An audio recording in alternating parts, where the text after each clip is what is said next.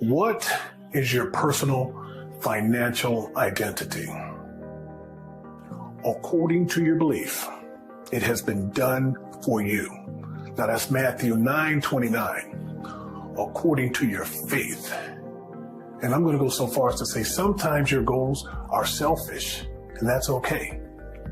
I want you to take the woman with the issue of blood, or take the centurion with the sick servant, or the blind man who wanted to see.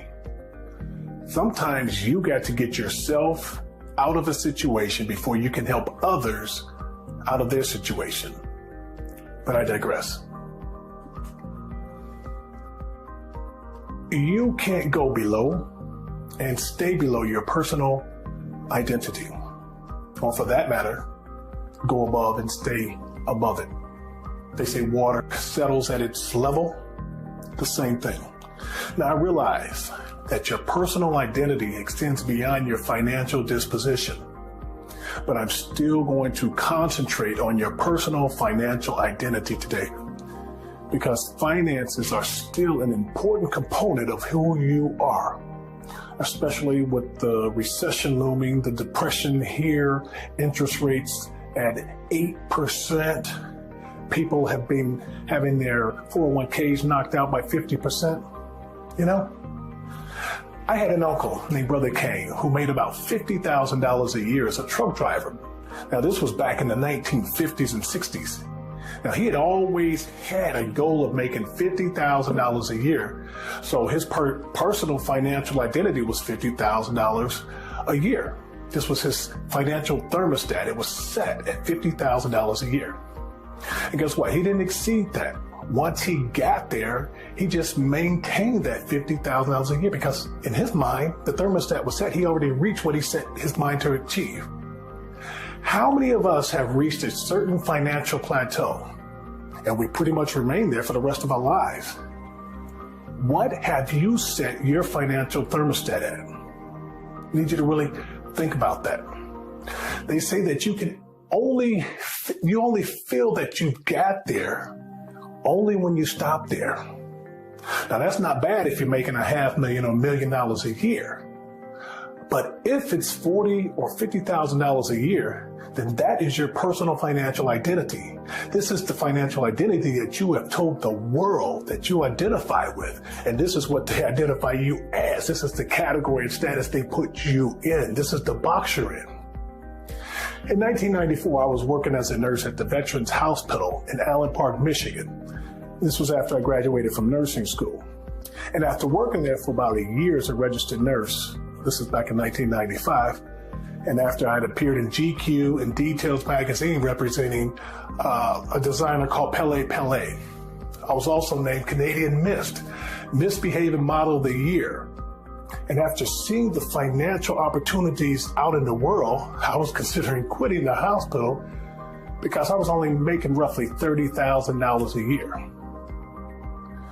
Now, when I was called to my boss's office, she inquired about what it would take to keep me on staff. I said that I needed to make around $50,000 per month. Obviously, she misunderstood me because she said that I would eventually get there. I knew she misunderstood me. So I repeated that, no, I want to make $50,000 a month. And she told me, said, hey, you know what? You're crazy. And that I would never make that as a nurse. And both she and my uncle were correct, because my uncle had previously stated that to my mom, even though he was making $50,000, he had made $50,000, but he thought about it. So unlike my nursing director, my uncle changed his mind, and he recalled how his aim had been to make $50,000 per year, and he had achieved it. But he didn't go much further in how if my goal had been $50,000 per month, I could achieve it. And just a few short years later, I was making roughly $500,000 a year with my medical staffing company called Impact Healthcare Staffing. We were located in Lincoln Park, Michigan. I'll tell you a little bit how I ran my staffing company.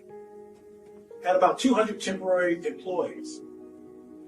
I would staff with my staffing company I had a profit markup between $8 and $18 per person, depending on if there was a nurse's aide, it was $8. If there was a registered nurse in intensive care, ER, then it was $18 markup from what I charged the facility to what I paid the employee.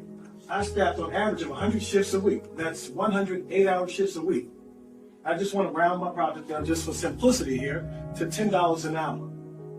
Remember, the most hours that I can personally work in a week is 168 hours. That's if I work 24 hours a day, 7 days a week. If I was only making $10 an hour, that's only $1,680 that I can personally make. That's the max I can make. But now, with my staffing company, I was getting paid on average of $10 an hour off of each employee that worked 800 hours a week. So basically, I had 100 employees working 8 hours, so 100 times 8, 800 hours a week. I was making an excess of $416,000 a year, strictly working off of the efforts of others.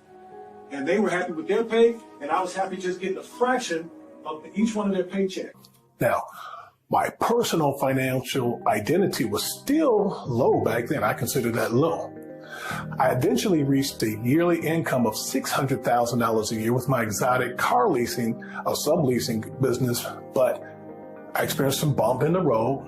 And for the next decade, despite the fact that I was earning over $150,000 as a registered nurse and my wife making over $100,000, living in the best school district in Florida for our kids, and us having a net worth of over $1 million,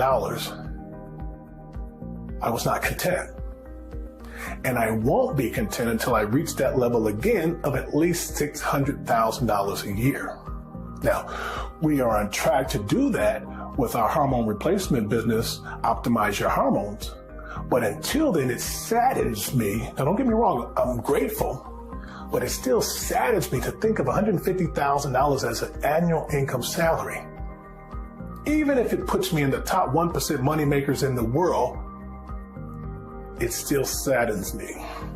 Let me give you an illustration.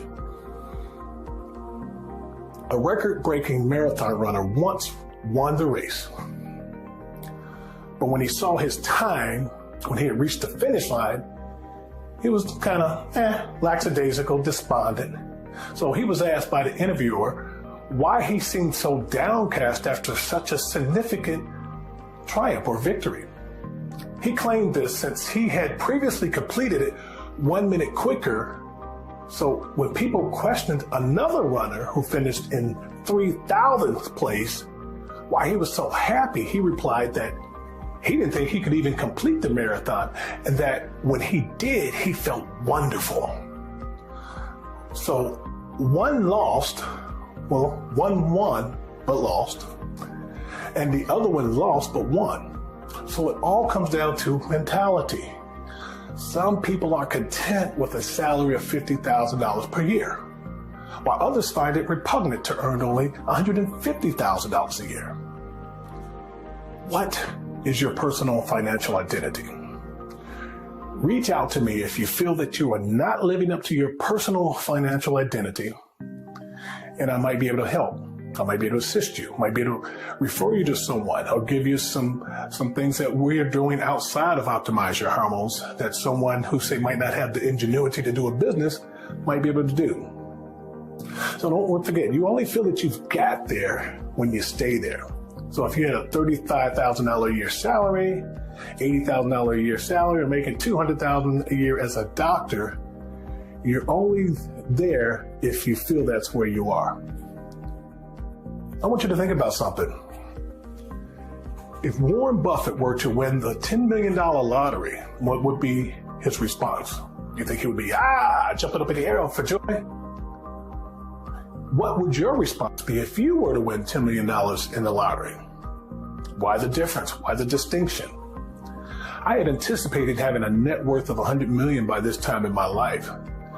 So I was disappointed when our family's net wealth exceed $1 million because the thermostat for me was set for a $100 million net worth, making an annual income of $600,000.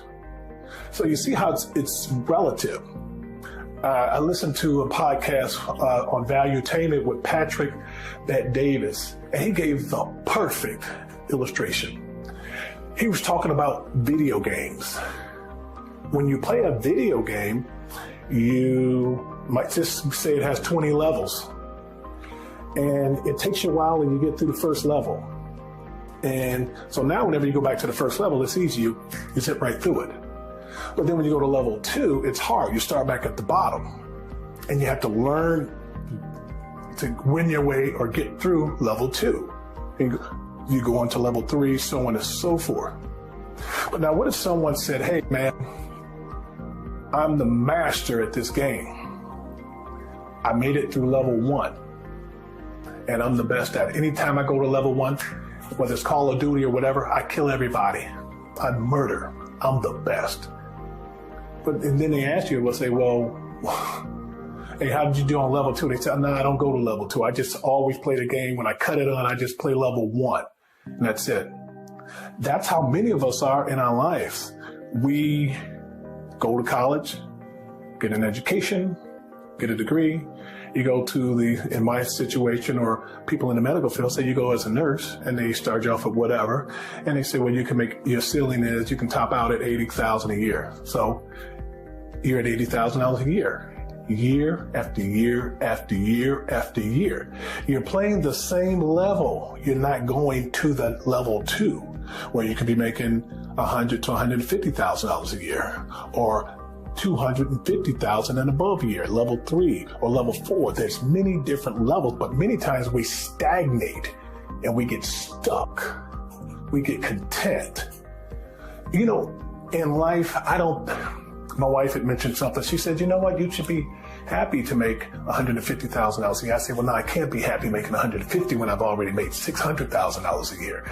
Because for me, it's like once you reach a certain level and you go back, you want to get back to that level again. Oh, she's not going to be happy unless you do it. But the caveat is this: even once you reach the 600,000, as I did, there's another level, and you want to go to the next level. So I think you can be happy, but not be content.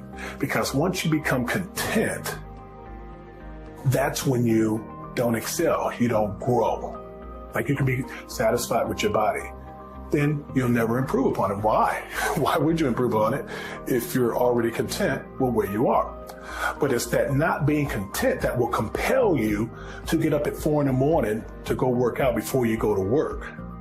It's that not being content with where you are in life that will cause you to pick up a book or get on audiobooks, listen to a book a day, or listen to a book a week, or read a book a week. I still like to read physical books, but I do a lot of mine on audiobooks. Anytime someone see me, I might have an earpiece in my ear, but I'm listening to something that's getting me back to where I want to be, which is at $600,000 a year. But anyway, I went too long on this tape, but I just wanted to say, what is your personal financial identity?